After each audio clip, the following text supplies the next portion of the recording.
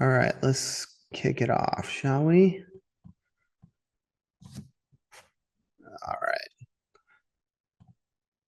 Okay, welcome everyone. And thank you, as always, when I put these things on. Thank you for deciding to spend and allocate your time with me today. I super appreciate it because I know how important time is. The plan is for a 30-minute webinar, and I'm going to stick to those 30 minutes or less so you can all get back to your day and get back to work or whatever you got going on. What do we got going on here with the Expedition series? This is actually a 10-part webinar series. It's actually two 5-part webinar series. They'll be every other Tuesday, always at 10 a.m. Pacific. I'll be kicking off this first one, but Chad Johansson, Justin McNeil, Mark Palmini, and Devin Wendell will be talking on other topics throughout this series. What's the goal of this sucker? Pretty straightforward, man. 2026 is a year where we as a team at Plan Design Consultants just want to make a hard push to support advisors in 401k sales. That's prospecting, marketing, closing and winning the business, and retaining it and servicing it. So that's where our subject matter will cover. Again, every other week on Tuesdays. So the 10th, the 24th, the 3rd, all those dates that you see there. While I got you here, don't forget, man, Retireaholics on the first and third Thursdays of every month at 4:30 p.m. Pacific. That's 401k advisor education too, people. So feel free to add that to your kind of education plan. We've got some great guests, and we'll talk about a lot of stuff this year, and specifically 2026, an emphasis of Retireaholics beyond drinking will be to help advisors with these types of skill sets, best practices, ways to win business, little tricks of the trade and things like that. So with that, let's get to today's topic. Let's get to it. Pick a fight with your prospects. Yeah, a little clickbaity, I know, but the title might sound unhinged, but it's not. This isn't, I'm sure you're going to figure this out. This isn't about necessarily being combative with your prospects. It's about building trust, right? Acting like a real consultant, not a coward, a wussy that is more worried about being liked, fitting in, not rocking the boat, than bringing actual value to prospects and clients. We'll talk about why this is so important. People think sales reps, sales consultants, advisors think they lose plans on fees, vendor comparisons, investments, the fiduciary process, or design, or your service model.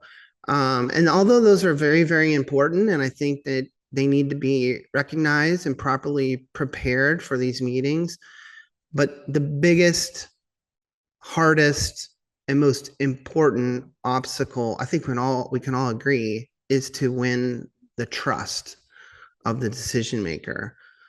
And whether most decision makers, whether they realize it or not, they're making their decisions based on the human emotion of trust. Okay. I've sat through so many point of sale presentations in 401k to watch this live and in action. And as we cover investments and the fiduciary process and the service model, the whole time I'm getting this inkling, this feeling that whoever's going to win this plan, or if this plan is going to get closed, it's going to be because of trust and this kind of intangible thing that's happening, which I still believe very much from the bottom of my soul here. Stop acting. I hear a lot of advice out there in terms of sales. I hear ask a lot of questions, let the client do all the talking, be a great listener, look them in the eye, dress the part, hold your hands in a certain way. I mean, I don't know. There's all kinds of these things. Reiterate back to them their statements. Like if they say something, use that back in your response. This all seems really fake to me, like you're trying too hard. And the irony is that all that type of stuff, all this trying too hard stuff, is really about you. Like it's very selfish. You're thinking about yourself.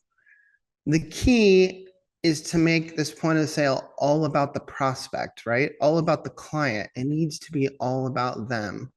So stop trying to focus so hard on all the fake stuff and focus first and foremost on helping the client just genuinely because they need you, whether they know it or not. And that's why you're there. Okay. That's at the core of this concept. The buyer's real question. Look, I've been lucky enough to sit on both sides of the desk, if you will, or the conference table in these types of situations. I own three different companies, and throughout my career, I've been sold to many times, right? Like because they needed to, I needed new software, equipment, consulting, benefits, what have you. And so I've been in that conference room. I've walked in there with my coffee. There's the salesperson waiting to greet me, talking to me about the weather or what have you, or they love the conference room or this or that. And then we get to it. And early on, I knew one thing. Me personally, I thought the concept of sleazy sales is like really disgusting. Like it irked me. And so I definitely had my guard up in these situations. And many times I was also concerned that I would, if I was being sold to, that my time was being wasted because I had shit to do. I had to get back to my office to do things. Um, One time, a guy came in, played the role of slick, cheesy salesman in my, if I remember correctly, this is a while ago. And he was selling me printers, like the God, where you sign up for printers and you pay every month and you lease the machine and all that. This was very back in the day, right? Before COVID, this was a thing. And I had this epiphany with him because he really called me out. I don't remember the specific thing, but I had told him, no, no, no, look, this is what I need at my office. I don't need what it is that you're telling me. I need this. And he called me out and he said, hey, I don't think you actually understand what I'm trying to show you. And I also don't think you understand exactly what you need. And at first I was like, whoa, who is this motherfucker? Like, why is he saying this to me? And then he broke it down in terms of why my staff would appreciate this, why, even though this was going to be slightly more expensive or was a longer term lease, I was going to benefit from it as a company. He really had done his homework to my specific situation, my type of company. And it was clear that he knew more than me and he knew how to share that with me. And even though I didn't like his first look and his act, the moment that he challenged me and proved to me that he understood his business more than me, he had won me over. Why? I think we all know this. I felt like, hey, this guy is not really trying to sell me. He's trying to consult with me. He's got a lot of value to add to me. I think the moment was I realized that he was not a yes man or a yes woman, right? He was willing to challenge me. I think most salespeople go into a point of sale. It's intimidating. I've done it many, many, many times, walking into some foreign office, hopping into a Zoom to meet someone you haven't met before to try to sell them on a product, especially as complicated as a 401k plan. And so that intimidation I get. And so you want to be agreeable. You want to play it safe. Frictionless is a great word for this. You don't want to rock the boat. But the fact of the matter is that a lot of decision makers can pick up on that methodology fairly quickly. And so to me, the real opportunity is to prove to a decision maker that you're not this yes man or this yes woman. Okay. I have a big time client. I'll give you a little story time here. A big time client of mine that I was having this conversation with him about people being too salesy. This was not long ago. And this guy's very, very successful. And he leaned over and told me, hey, I'm going to tell you something I've done. I haven't really told a lot of people this. I've been doing it for maybe the last decade in my career. And so he said that his trick was basically 100% of the time, when he's trying to vet out a salesperson or a consultant, and a lot of people are calling on this guy, he starts by asking them if they can find him the cheapest solution for him. And I didn't know where he's going with this, but he literally was like, I asked him, hey, I need you to find the cheapest solution to me. And he goes, I know the people that then follow those marching orders and come back to me with that are not a good fit for me because they're not willing to counter me or find out why would the cheapest ever be the best thing for me. And so he goes, I feel like the people that take that bait, take that lure, are just not a good fit to be a consultant to my business model. And I thought that that was really interesting that he went so far of that. Something for us to learn if you're on the other side of it. Let's use just a really simple fee comparison to kind of prove my point a little further. Again, I own a company. It's not a big company. We're at 35 employees. If you came to me to sell me some solution, call it software, call it equipment, whatever. And again, I'm a small mom and pop, family owned business. And my current cost for whatever that product is was, say, $15,000 annually. And you came to me with 4 solutions, vendor A, B, C, and D. And one of those solutions was going to save me $5,000 a year. Another one, vendor B, was fairly close to what I'm currently paying. And vendor C and vendor D were, vendor C being slightly more expensive, and vendor D, we'll call it being, a lot more expensive. If you come into my Zoom, my conference room, and are pushing vendor A, this is just another version of being a yes man or a yes woman. My spidey sense is up in a big way if you're pushing vendor A. I say this specifically to my industry because I know a lot of record keeper wholesalers and I know a lot of financial advisors that when they spreadsheet fees, they think that vendor A, the cheapest one, the one that will save the client money, is like, that's the play they should use to get into the end zone, for a little Super Bowl analogy here. And I got news for you. As a small business owner, I'm less interested in saving $5,000. I'm more interested in what these solutions might do to enhance my business, make my employees happier, protect me more from a liability standpoint, whether that's taxes or fiduciary responsibility. And if you can show me that vendor C is really the better choice than what I currently have, and that's going to cost me an extra $3,000, or even vendor D, I'm very willing to spend an extra $10,000 a year to have an improved software, improved equipment.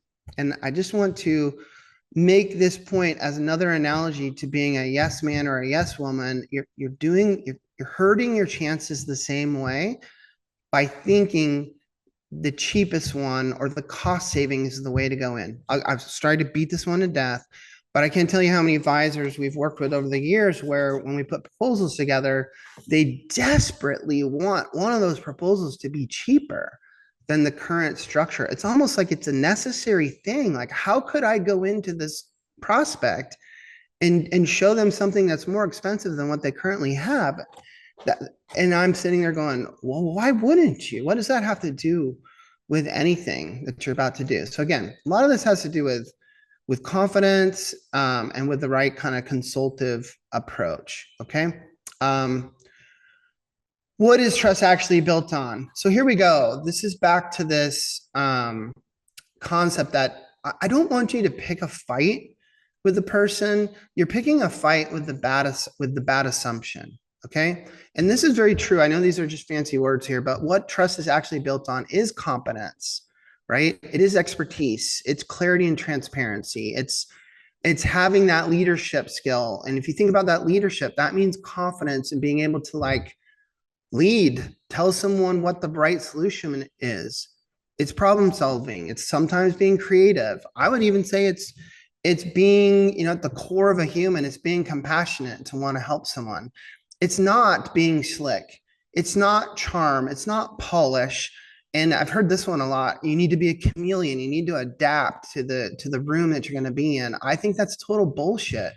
Other people tell you don't rock the boat, and I would say that that's not true. You need to rock the boat for sure, because that again is going to show these decision makers, hey, this person is actually not solely focused on selling. They're focused on helping and consulting, and that lowers down my guard as a decision maker to trust you. Okay. I have to remind you, tone matters. I can be a little rough sometimes, maybe even on this presentation. I'm not realizing it, with my cussing, or, I haven't shaved in God knows how long. So I want to be clear, like, tone does matter. Calm voice, direct words, no sarcasm. This isn't contrarian theater. You're not trying to necessarily like um, hurt someone's feelings, make them feel stupid. That's not it at all. What you're trying to do is show them that you understand the goal. You're challenging their solutions to the goal, right? They're missing something. They're not completely understanding everything. So you're showing them where they're missing, where their blind spot might be. And then you're anchoring that with facts, right? With facts and charts and history and experience. And, you're showing them that this is actually a logical step that you're taking. It's backed up by your experience and your research and what you've done. Okay. Let's see here. These are just like words for you to kind of get an understanding of. A typical sales rep, not the one I'm recommending, is path of least resistance, right? That totally makes sense. Whatever, we can do whatever you prefer. They talk about how amazing they are and their service. A consultant that challenges is more like, hey, not quite. That approach creates problems with this, or how that actually affects your plan is this way. Or if you want to achieve this, then we need to change this type of thing. Okay. I want to give you just a life example. Let's go back to, so you don't read ahead of these slides here. I have been surfing my entire life since I was 7 years old. I'm 54 years old now.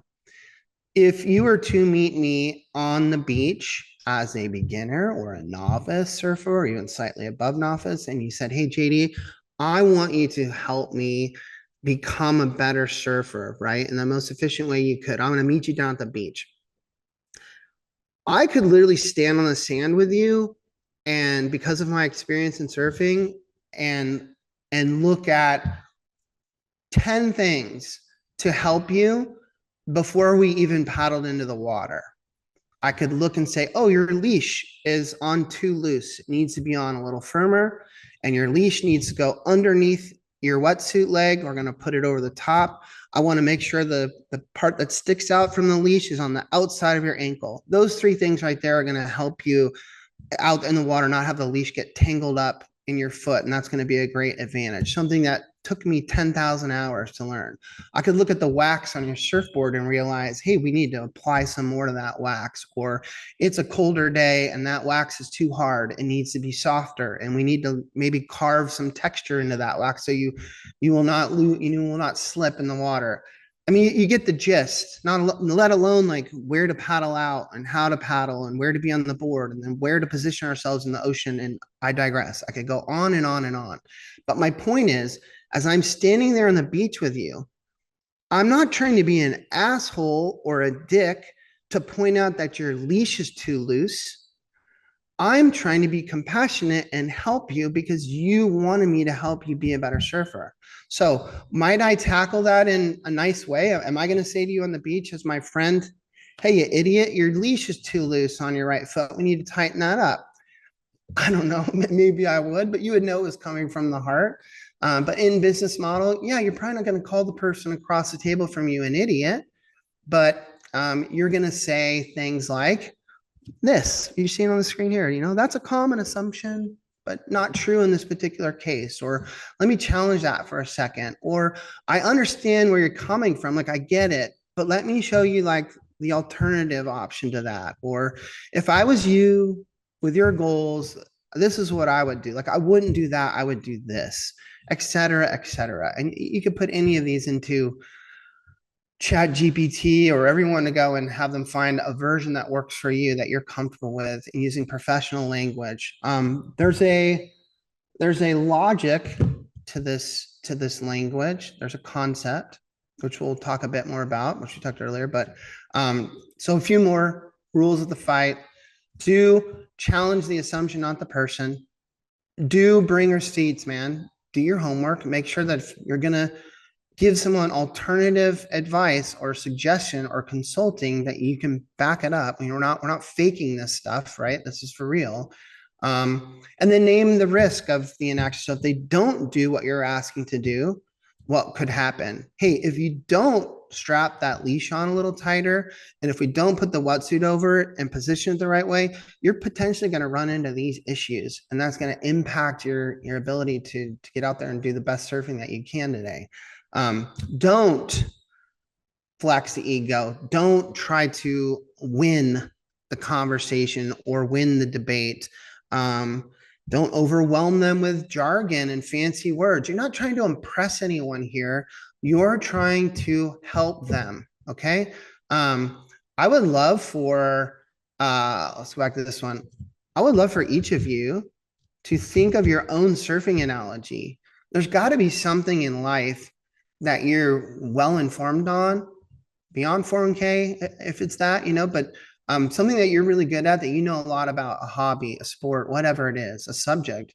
And if someone came to you and needed help in that very subject, how might you go about helping them? And I would argue, do it the way I'm talking about, where you're trying to find the things that they're doing wrong, right? So I know this is a little harsh.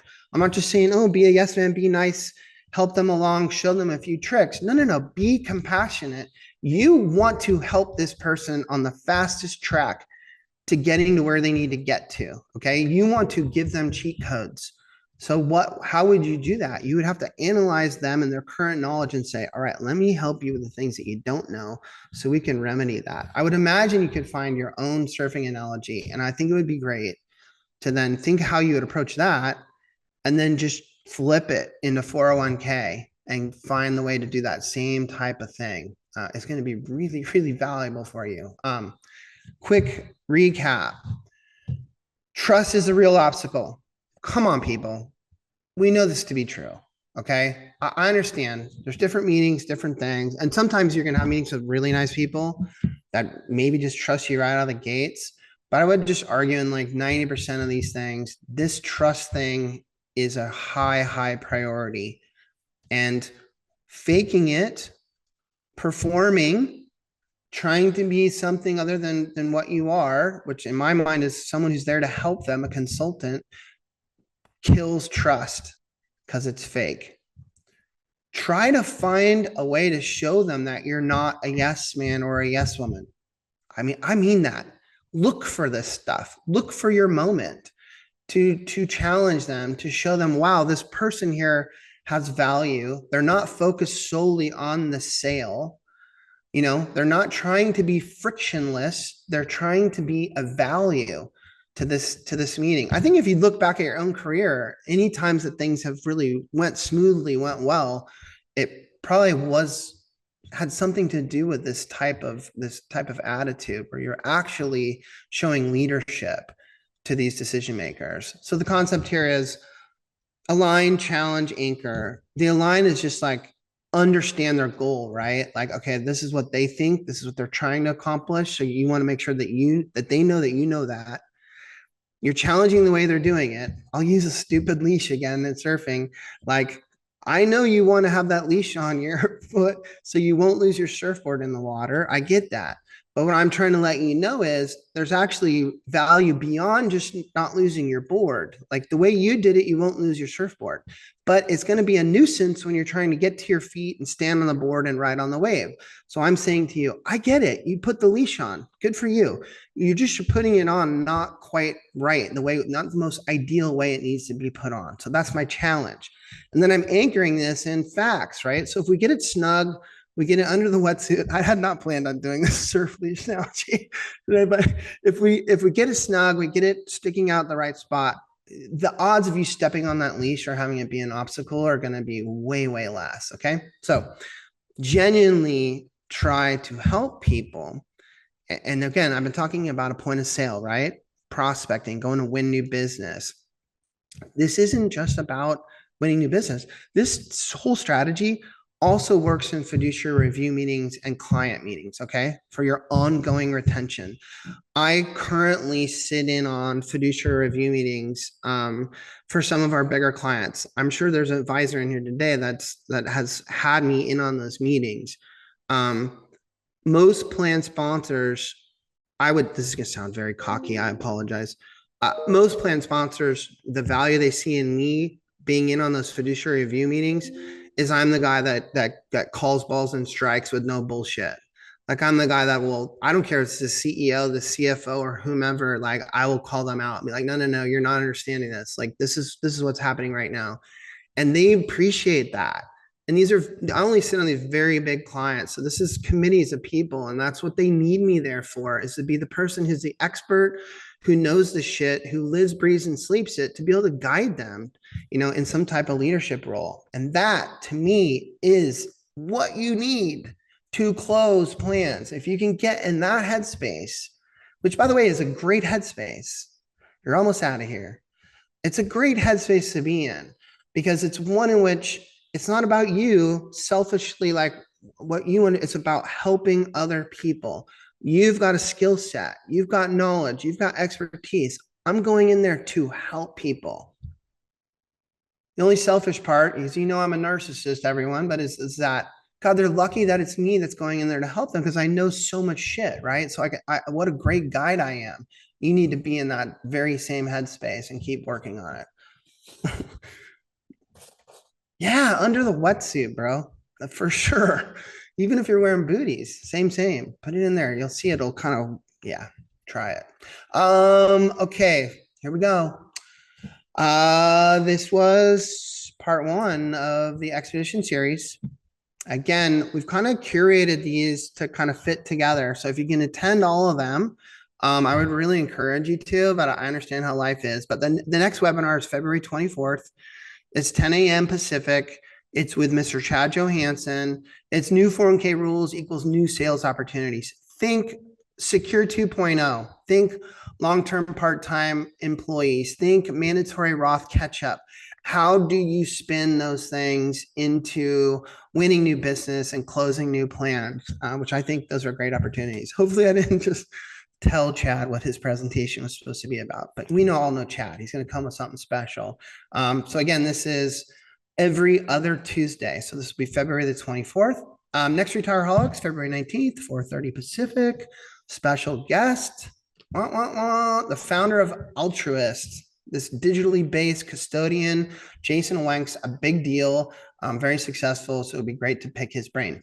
Future webinar topics, 4 more sales focused ones, then a series of 5 that I would call like A to Z, kind of building and running your advisor 401k business model. So that'll be the second set of 5. I think that would be great for rookies and kind of intermediate advisors, but I would imagine even a very successful 401k plan advisor could learn a fair amount from that kind of A to Z building. Here's the pitch.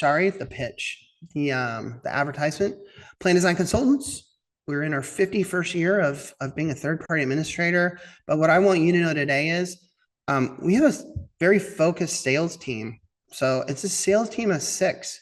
You got myself, Justin, Mark, Chad, Devin, internal, Tristan, that are dedicated to supporting advisors on all things sales, marketing, closing, retaining business. So I just want y'all to know that for 2026, we're gung-ho, we're all in on supporting financial advisors.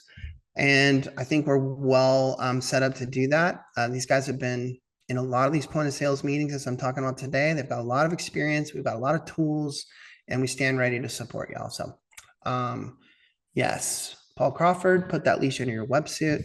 Everyone else, we'll see you next time. And thanks for tuning in. Peace out, people.